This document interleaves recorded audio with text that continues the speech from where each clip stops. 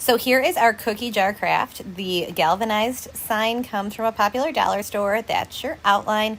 You're gonna cut it out, the two different pieces, take off the hanger it comes with, and then position them with some tape, and then tuck your graphite paper underneath, sticky, waxy, shiny side down, and then you will be able to see it, but you're gonna put a layer of gesso that I'm just painting right onto that outline. And then when it dries, you're going to outline everything, all of the black lines, not just the perimeter.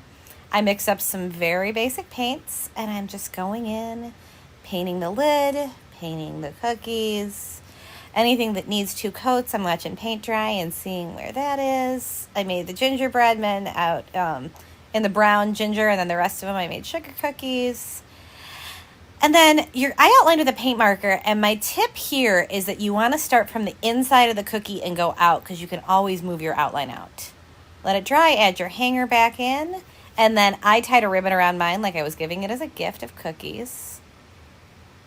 And there is your galvanized metal cookie art.